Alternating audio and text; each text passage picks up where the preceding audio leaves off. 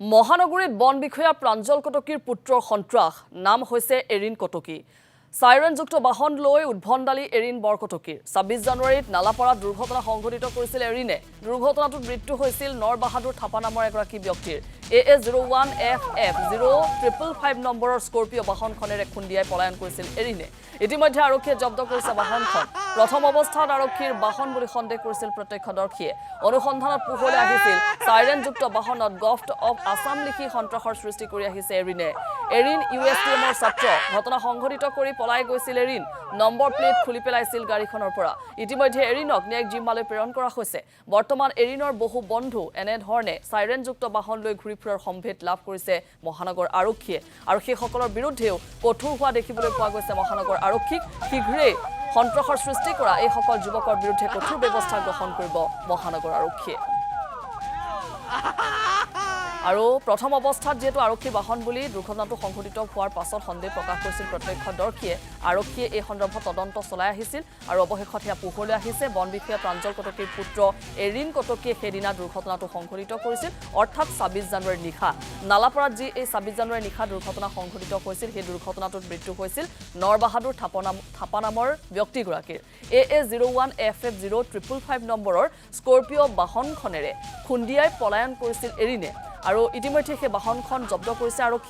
আৰক্ষীৰ বাহন বুলি সন্দেহ কৰিছিল প্ৰত্যক্ষদৰ্শীয়ে আৰু আৰক্ষীক সেইখিনি কথা জনাইছিল আৰু অনুসন্ধানত সকলোখিনি তথ্য পোহৰলৈ আহিছে যে এই সাইৰেনযুক্ত বাহনখনত লিখা আছিল গভট অফ আসাম আৰু এৰিনে এখন ব্যৱহাৰ কৰিছিল আৰু এৰিন হৈছে USTMৰ ছাত্ৰ আৰু ঘটনা সংঘটিত কৰি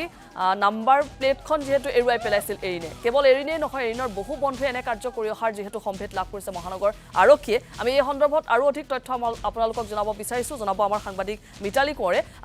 কোঁৱৰ এৰিন সন্দৰ্ভত বা এনে ধৰণৰ কাৰ্য সন্দৰ্ভত মহানগৰ আৰক্ষীয়ে যি তৎপৰতা শেহতীয়াকৈ গ্ৰহণ কৰিছে এৰিনৰ লগতে আৰু কোনো বন্ধু জালত পৰাৰ পূৰ্ণ নিশ্চয়কৈ সম্ভাৱনা আছে গতিকে এই সন্দৰ্ভত যিখিনি আপডেট আপোনাৰ সৈতে আছে এই মুহূৰ্তত সেয়া জনাওক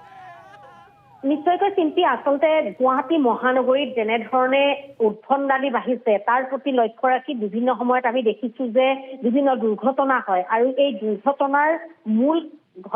কাৰণ হৈছে কিন্তু এনে ধৰণৰ একাংশ উদণ্ড যিসকল যুৱক আছে সেই যুৱক আৰু আজি যি নিউজ আমি এইখিনি মুহূৰ্তত দেখুৱাই আছো এইগৰাকী যুৱক ইতিমধ্যে USTMৰ এগৰাকী আইন বিভাগৰ ছাত্ৰ আৰু এইগৰাকী ছাত্ৰই তেওঁৰ বন্ধুৰ সৈতে এনেধৰণে মহানগৰীত বিভিন্ন সময়ত সন্ত্ৰাসৰ সৃষ্টি কৰি আহিছে আৰু বিশেষকৈ দেখিবলৈ পোৱা গৈছে যে আমি যি দুখন স্ক্ৰীনত দুটা যিহেতু ভিডিঅ' দেখাই আছো এটা ভিডিঅ' দেখিলে আপুনি আচৰিত পাব যে সাইৰেনযুক্ত বাহন লৈ য'ত ট্ৰেফিক জাম হয় সেই ঠাইখিনি তেওঁলোকে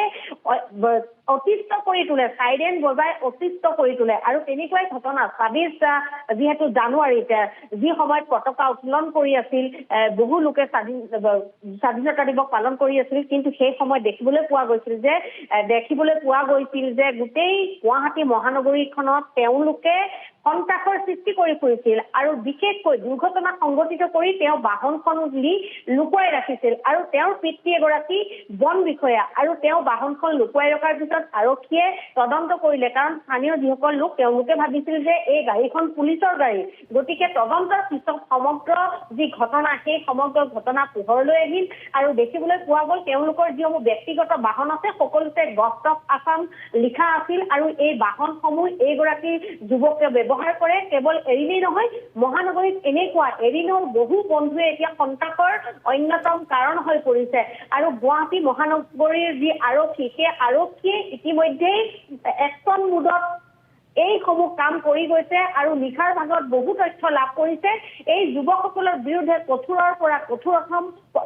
পদক্ষেপ গ্ৰহণ কৰিব হয় মিতালী কোঁৱৰ আপোনাক ধন্যবাদ জনাইছো আৰু এআই যুৱ উশৃংখলতা ইতিমধ্যে আৰক্ষীৰ জালত পৰিছে এই এৰিন কটকী নামৰ যুৱকজন আৰু এৰিনৰ বহু বন্ধুৱে এনে কাৰ্য কৰি আছে বুলি যেহেতু আৰক্ষী সম্ভেদ লাভ কৰিছে গতিকে এই সন্দৰ্ভত আৰু হয়তো বহু যুৱক আৰক্ষীৰ জালত পৰিব পাৰে